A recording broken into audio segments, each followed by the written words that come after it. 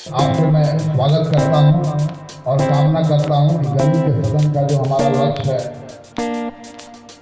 क्रिया विधि द्वारा, खेल विधि द्वारा और मनोरंजन की तरीकों से गणित को सीखना, इसमें हमारी जो संकल्प है, हमारी जो कामना है पूर्ण।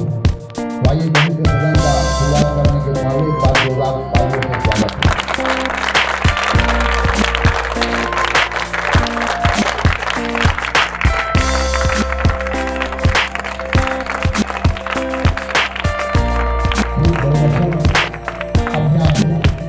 पहले सदनों में चर्चा हुआ था डिवीजन और मल्टीप्लिकेशन का।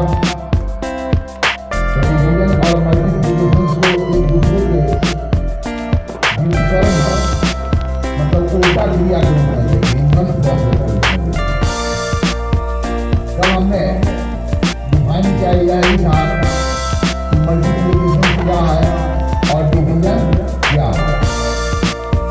तो मल्टीप्लिकेशन को एक विशेष प्रकार के योग को हम मल्टीप्लिकेशन के रूप में देखते हैं और विशेष प्रकार के घटाव को हम डिवीजन के रूप में देखते हैं। कल संसद में हम इस बात पर सहमत हुए कि हमारे परिवेश में परिवर्तन मात्रात्मक रूप से विभिन्न प्रकार की होती है, या तो किसी की मात्रा में वृद्धि होती है या तो कमी होती है।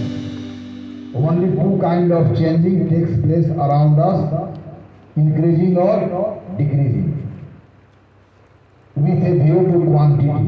हमारे संसार में बहुत परिवर्तन हो रहा है, लेकिन सभी परिवर्तनों को मात्रात्मक दृष्टि से देखें तो दो ही प्रकार के परिवर्तन, जब दो या दो से अधिक चीजें आपस में जुड़ रही हो या किसी चीज में से कोई एक बार या कई बार घट रही हो। तो समान चीज जब जुड़ती है तो यहाँ पर गुना के रूप में देखते हैं, और समान चीज घटती है तो भाग के रूप में देखते हैं। इसलिए भाग का चिन्ह और घटाव का चिन्ह मिलता है, सिर्फ भाग के चिन्ह में दो डॉट लाइन सेगमेंट के ऊपर और नीचे रखे रहते हैं। गुना का चिन्ह और योग का चिन्ह मिलता है, लेकिन अंतर होता है कि इसमें दो क्रॉस लाइन सेगमेंट एक दूसरे को इंटरसेक्ट करते हैं और वहाँ पर दो जो है लाइन सेगमेंट एक दूसरे को समकोण पर इंटरसेक्ट करते हैं। सिर्फ इतना ही अंतर है जो बताता है कि वह स्पेशल टाइप का एडिशन है या स्पेशल टाइप का सब्सट्रैक्शन है।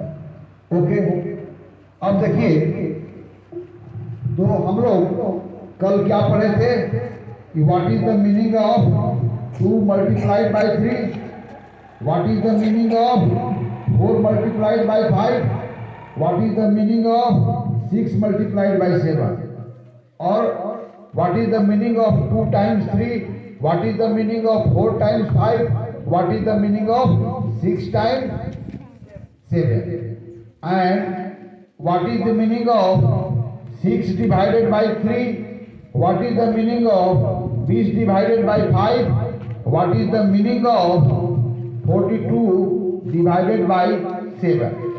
तो एक लड़का मुझे आकर के बतावे कि what is the meaning of 2 multiplied by 3।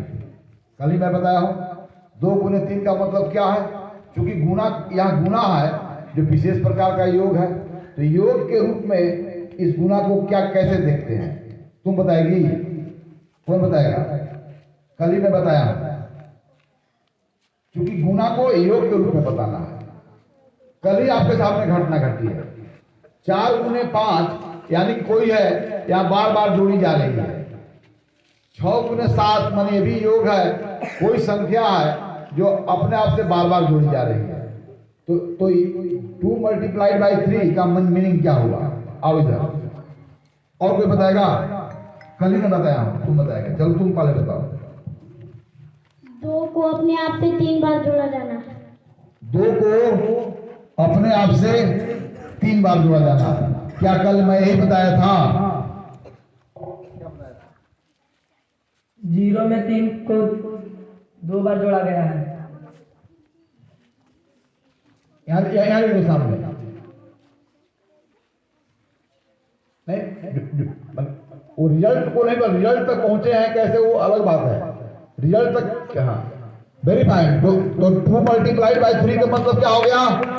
0 में 3 को 2 बार जोड़ा जाना, यह मीनिंग था। तो मुझे बताओ कि 4 मल्टीप्लाइड बाई 5 का तो मीनिंग बता सकते हो आप?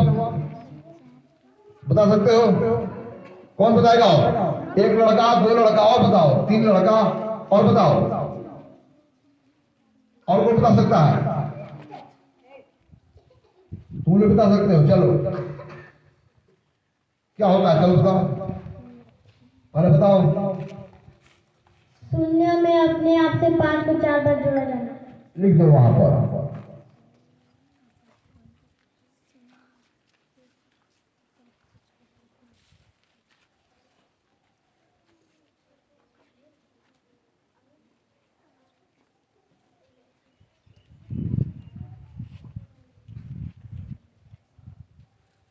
चार गुने 5 का मतलब क्या होगा? शून्य में 5 को 4 बार जोड़ा जाना। तो शून्य में कहाँ जोड़े हो? शून्य में, शून्य में अगर जोड़ रहा है तो कोई चिन्ह होना चाहिए ना, वेरीफाई। तो शून्य में 5 को 4 बार जोड़ेंगे तो कहाँ पहुंच जाएंगे? कहाँ पहुंच जाएंगे? लिखो। शून्य में 3 को 2 बार जोड़ेंगे तो कहाँ पहुंच जाएंगे? राइट, अब समझ गया ना? अब आओ, तो आप लोग अब देख लिए, तो 6 गुने 7 का मतलब क्या हुआ? कौन बताएगा आप? चलो तुम बताओ, क्या हुआ 6 गुने 7 का मतलब? शून्य में अपने आप को 7 बार जोड़ा गया। शून्य में अपने आप को 7 को 6 बार जोड़ा गया। शून्य में 7 को 6 बार जोड़ा गया। चलो वहां लिख दो, बराबर का चिन्ह लगाओ यहां पर।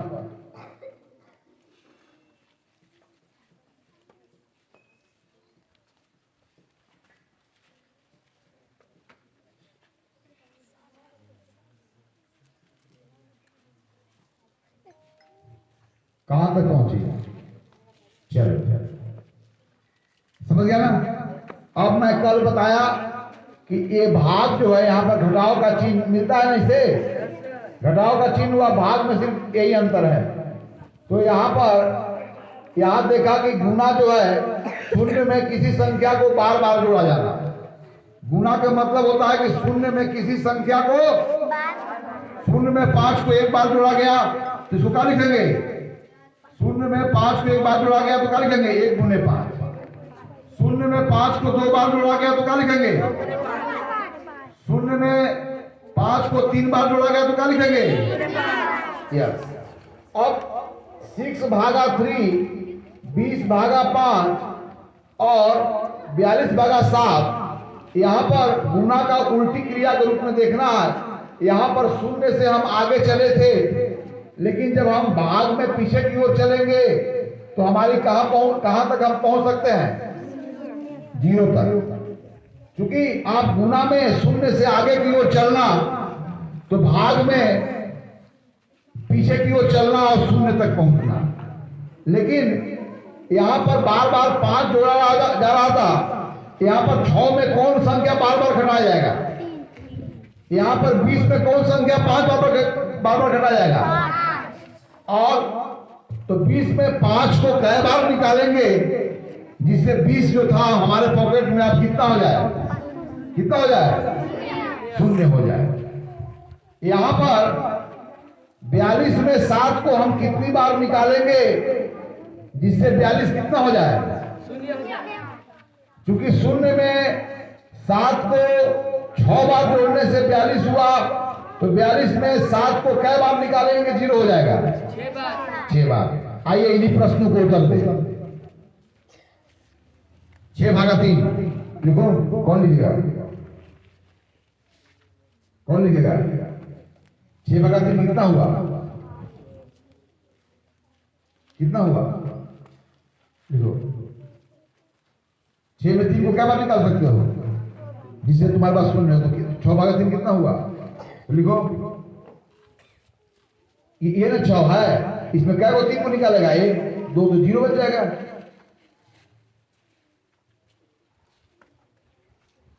चलो 20 भागा 5 कितना हुआ? कौन? कितना हुआ? आओ जल्दी लिखो। 4।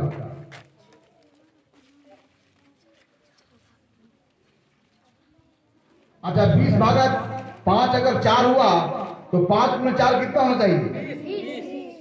राइट, 42 भागा 7 कितना हुआ बोलो? 6।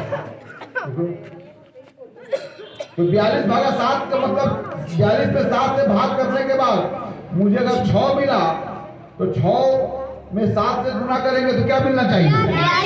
Very fine. अब देखिए जरा, किसी लड़का ने 50 में 3 से भाग किया और उत्तर लिखा यहाँ पर लिखा 10, तो क्या उसका भाग सही था?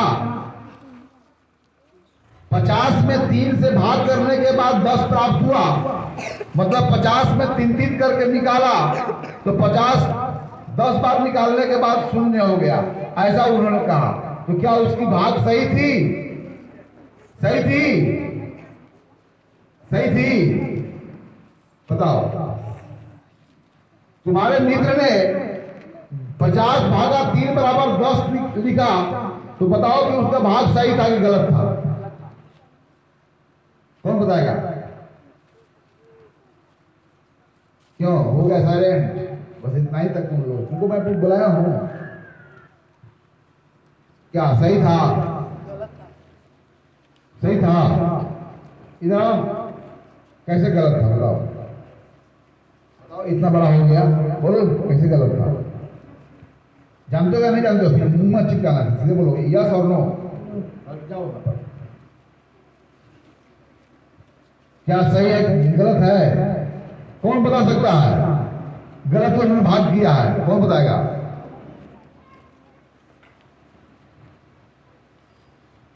कौन बताएगा? नहीं पता चल रहा है। तुम बताओगी? अब तुम बताओगी? चलो बताओ। अगर हम 3 से विभाजित करेंगे 50 में तो वो पूरा भाग नहीं लगेगा। वो गलत किया, कैसे प्रूव करो?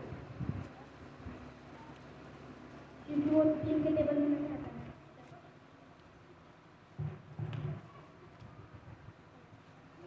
यही उत्तर है। चलो कौन बताएगा? कोई नहीं बता सकता। मैं कल ही बताया हूं कि ए और कोई संख्या 20 मान लेते हैं यहाँ पर और 5, हम 20 में 5 से गुना करने के बाद मुझे 100 प्राप्त होता है। मैं कल गुणनखंडन में बताया था कि 100 का आपने गुणनखंडन किया 20 और 5, तो 20 गुने 5 बराबर 100 हुआ। तो इस मल्टीप्लिकेशन फैक्ट के लिए 2 डिवीजन फैक्ट होंगे, क्योंकि 20 गुने 5 भी 100 होता है और 5 गुने 20 भी 100 होता है। तो आप 5 गुने 20 को तो यहाँ 20 गुने 5 अगर 100 हुआ तो 100 में अगर 5 से मैं भाग करूं, इस गुणनखंड से भाग करूं तो दूसरा गुणनखंड होगा, वह भागफल हो जाएगा। अगर 100 में मैं 20 से भाग करूं तो दूसरा गुणनखंड जो बचा है 5 को भागफल हो जाएगा। क्योंकि 50 में अगर 3 से भाग करने के बाद 10 होता है, इसका मतलब हुआ कि 10 में हम 3 से गुना करें तो मुझे 50 मिलना चाहिए। तो 10 में 3 से गुना करने के बाद 30 मिला, जो 50 के बराबर नहीं है। इस कारण उसका भाग क्या था? गलत था। क्योंकि भाग की जांच किससे होगी? गुना के द्वारा। गुना की जांच किससे होगी? भाग के द्वारा। अंडरस्टैंड? तो क्यों गलत था? क्योंकि 50 में 3 से भाग करने के बाद यदि 10 प्राप्त होता तो निश्चित है कि 10 में 3 से गुना करने के बाद कितना प्राप्त होता ही था। तो चूंकि 10 में 3 से गुना करने के बाद 30 प्राप्त होता है, 50 प्राप्त नहीं होता है, इसलिए यहां उसका भागफल क्या है? गलत है। समझ गए? फिर से मैं क्वेश्चन कर रहा हूं। आपके दोस्त ने 27 में 8 से भाग किया तो बोला कि भागफल 3 है, मतलब 27 में 8 को निकाला जाए तो 3 बार निकालने के बाद 0 हो जाए। तो तुम्हारा दोस्त ने सही आंसर दिया या गलत दिया? यदि गलत दिया तो उसका उत्तर तर्क दो। अभी बताया ना, सही है गलत है? क्या है? सही है गलत है? यदि गलत है तो उसको प्रूफ करें। How can you prove that 8 divided by 27 is not equal to 3? Please give your logic. और कोई है? कोई नहीं हो? नहीं समझ में आ रहा है? कैमरा को उधर ही रखिएगा। नहीं समझ में आ रहा है? कहाँ नहीं आ रहा है? कहाँ नहीं आ रहा रे? कहाँ रहते हो?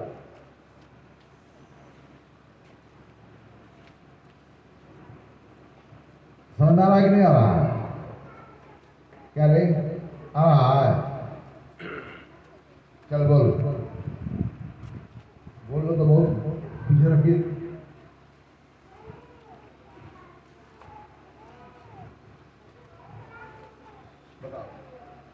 27 8 से भागा करें तो 3। 27 में 8 से भाग करने के बाद भागफल के रूप में लिखा 3 के बराबर है। 27 में 8 से भाग करूं तो मुझे 3 संख्या प्राप्त हुआ। तुम्हारा दोस्त ऐसा लिखा। यदि तुम्हारा दोस्त सही लिखा तो तर्क दो, तुम्हारा दोस्त गलत लिखा तो उसके लिए भी तर्क दो। कैसे गलत है? 3 से 8 में भाग करेंगे तो 3 से 8 में भाग। कहाँ है तुम्हारा 8? जाओ अपना पंक्ति में। आप लोग के पास बहुत बड़ा बड़ा ब्रेन है। कल एक लड़का आया, बहुत उछल उछल कर था, मिस्त्री का लड़का। उछल उछल के बोल रहा था। इतना मत बोले तो बोले तुम पढ़ते हो तो हाँ। उससे पूछा कि 3 अंकों की सबसे छोटी संख्या कौन है? तो नहीं मालूम है। तो आप लोग उसी तरह के हो। आपकी स्मार्टनेस वही है, डीजी और तीजी तक मोहल्लों में खाली उछल लेना, ऐसे ऐसे देख लेना, इतना ही तक तुम्हें स्मार्ट हो।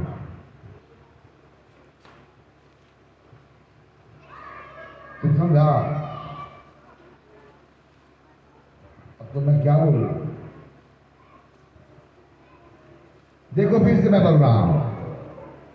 अगर क्या 8 में 3 से गुना करने के बाद क्या आता है? क्या आता है बोलो? ये 27 के बराबर नहीं ना है, चूंकि 8 गुने 3 वह 27 के बराबर नहीं है। इसलिए 27 में अगर हम 8 से भाग करें तो 3 कभी प्राप्त नहीं होगा, या 27 में हम 3 से भाग करें तो 8 प्राप्त नहीं होगा। क्योंकि अभी मैं बताया कि भाग गुना की उल्टी क्रिया। अगर दो संख्या ए और बी को आपस में गुना करने के बाद सी मिलता है, उसी स्थिति में सी में आप ए से भाग करो या सी में आप बी से भाग करो, सी में ए से भाग करोगे तो बी प्राप्त होगा और सी में बी से भाग करोगे तो ए प्राप्त होगा। अभी मैं बताया हूं division is inverse process of multiplication. तो आपका डिवीजन की क्रिया सही है कि नहीं सही है, इसकी जांच मल्टीप्लिकेशन से होगी। मल्टीप्लिकेशन की क्रिया सही है कि नहीं सही है, इसकी जांच डिवीजन की क्रिया से होगी। आपने दो संख्याओं का एडिशन सही किया है कि नहीं किया है, इसकी जांच घटाव की क्रिया से होगी। घटाव की जांच सही किया है कि नहीं किया है, इसकी जांच योग की क्रिया से होगी। तो यहाँ पर भाग की क्रिया सही है कि नहीं सही है, इस क्रिया की जांच जब कभी होगी तो किससे होगी? गुणा की क्रिया के द्वारा। क्योंकि अभी बताया हो कि एक मल्टीप्लिकेशन फैक्ट के लिए 2 डिवीजन फैक्ट है। यदि 8 गुने 3 बराबर 24 होता है, तब उसी स्थिति में 24 भागा 8 बराबर 3 होगा या 24 भागा 3 बराबर 8 होगा।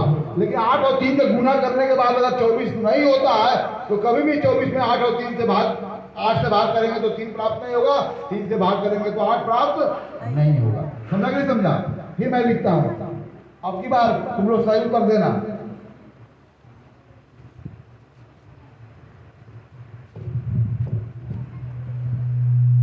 चलो किसी का दोस्त ने, चलो मल्टीप्लिकेशन के जांच करेंगे डिवीजन से और डिवीजन की जांच करेंगे मल्टीप्लिकेशन से, because both are inverse process. चलो किसी के दोस्त ने 28 में 5 से भाग करके भाग किया और आंसर में लिखा कि सर 28 को 5 बराबर भागों में बांटे या 28 में 5-5 करके निकालें तो 3 बार निकालने के बाद 28 शून्य हो जाएगा, और ऐसा लिख दिया। और दूसरा दोस्त को बुलाया गया और पता करा, पूछा गया कि क्या आपके दोस्त ने सही लिखा है, तो आपके दोस्त ने भी सही लिखा है।